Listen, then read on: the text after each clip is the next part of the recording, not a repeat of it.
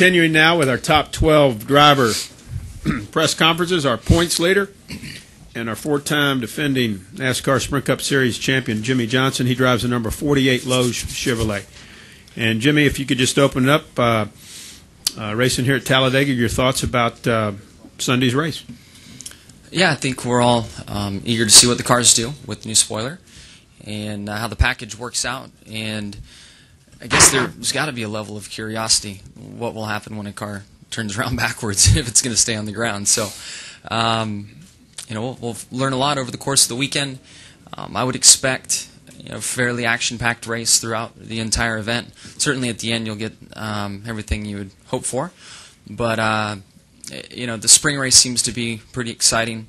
And then the fall race when the championship's on the line, I kind of lead the way in this category where I'm just trying to protect and trying to be smart and end up riding in the back. And I think the overall feeling in the pack kind of turns out that way and, leads to a race that's less than desirable to some. But, we get to the end of the race and then we all take our heads off and drive like fools and tear up stuff. Okay. Let's go with Ed, Monty, and Reed. Go ahead, Ed. Ed Hinton, ESPN.com. To try to make this like quick bullet points, Jimmy, have you and Jeff talked? Are you sensing lately Jeff driving with more hunger than you've ever seen him before? And also, he said a while ago there's no doubt there's a rivalry between the 24 and 48, maybe even more than with outside teams because you're each other's only strongest competition. Sure. Did you guys hear about the fight we got into? Man, we just got into a hell of a fight. Really? Yeah, I caught him good with the right hook, and glad he's wearing those shades. No, honestly, we're out there racing, and it doesn't matter, teammate or not. You're going to race really, really hard, and that's what we do.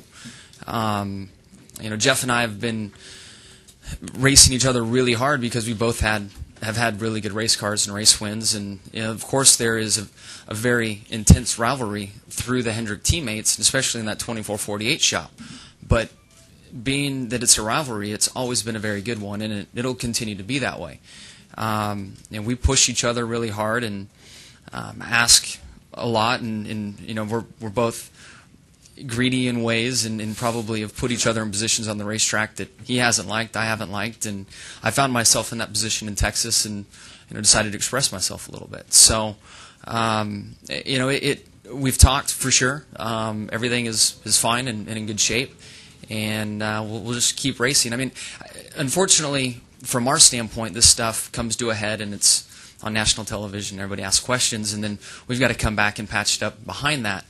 In the past, it hasn't come to a head like this, so we've done a lot of it, through conversations and in person, and this stuff has been there. I guess is kind of what I'm getting at. I mean, we've dealt with this before, and we're going through it again, and a lot of it's just because we're both very hungry and racing hard for each position. Is this the most aggressive you've seen him since you've been at Cup level? No, not necessarily. I mean, when he's in a position to win a race, he is one of the best, I think, at putting other guys in compromising positions. He's very smart at doing that, and that's not a knock on him. I don't like it when it's done to me at times. That's kind of what led to the thing the other day. But he is very good at, you think of the bump and runs with Rusty at Bristol. I can remember an incident with the 18 car with Bobby in it at Martinsville. He doesn't wreck guys, but he knows how to just get in there and upset you a little bit. And that's a very good quality to have, especially trying to close the deal in a race. So it's not a knock. But, and I've seen, I guess to answer your question, I've seen that aggression in years past. And now that, everything is really buttoned up on the team and those guys are competitive, he's taking those opportunities again. And just part of racing. All right, let's go Monty and Reed. Monty Dutton, Gaston Gazette. 8 races in the season, you can draw a few conclusions. For instance, there's about a 50% chance that the race is going longer than the distance. There's an excellent chance, and you've won 3 races, but there's an excellent chance that the race just gets turned upside down at the very end. That one of the reactions that you have if you were sitting in the grandstands is, the wrong guy won. And so I just wonder how you guys are adapting to that? Is it is it a different situation every week, or are there some conclusions that can be drawn? I mean, are there old strategies regarding what to do when something happens that just don't work anymore? Man, it's really tough because with today's 3 attempts at a green, white checkered or checkered flag finish, it obviously mixes things up. The tire strategy has been pretty chaotic and not there hasn't been any trends in it. Then you get to double file restarts, and that adds a level of excitement. All of those things have been brought along because the fans wanted to see something more exciting. So if the overwhelming majority are now like, well, the guy that should have won the race didn't, I mean, we're trying to keep them happy. So I feel a lot of times we're just chasing our tail in the sport. And it's the fan council and the other things that we have to show what the fans want to see and do led to double file restarts and the multiple attempts. And that's really what creates this. So we're just, really the monkeys in the cage in the circus. We're just out there racing, and whatever the opportunity we can find to take advantage of, we are going to do it, and we're going to try to do it. But it's very tough today. There's so many variables that make it inconsistent. It's just, hell, it's tough.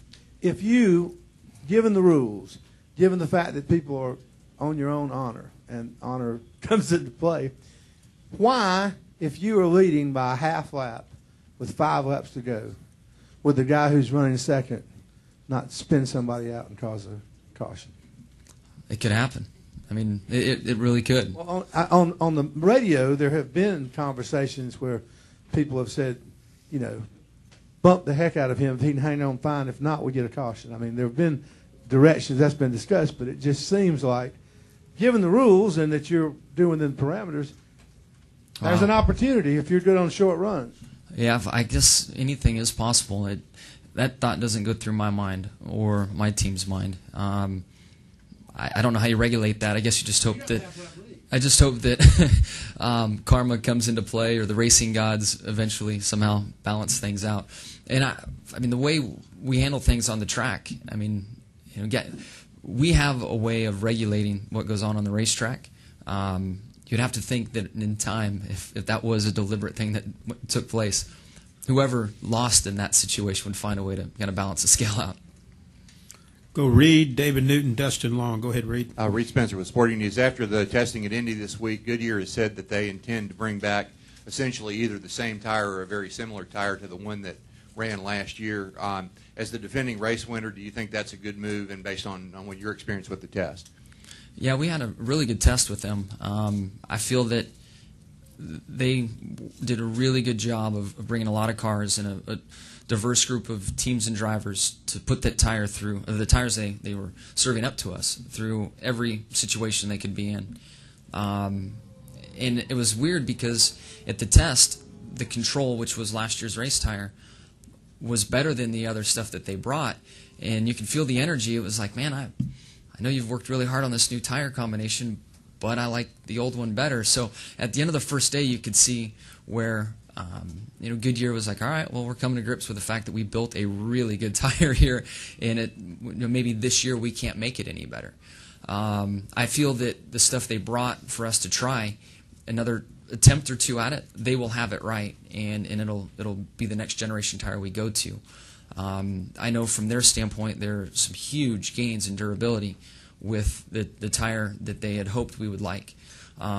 We just didn't get the comfort out of it that we had with the control and the tire we ran last year. So a great test. We made a lot of laps. There were a lot of cars on track, and track rubbered up real nice.